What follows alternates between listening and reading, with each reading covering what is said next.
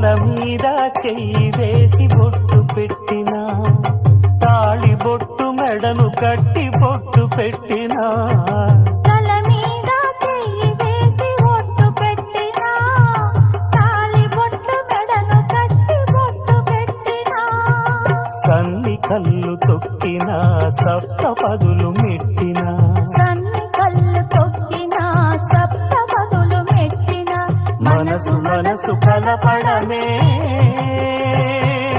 మంత్రం పరమార్థం. శ్రీరస్తు శుభమస్తు, శ్రీరస్తు శుభమస్తు. శ్రీకారం చుట్టుకుంది పెళ్లి పుస్తకం, ఇక ఆకారం దాచుతుంది కొత్త జీవితం.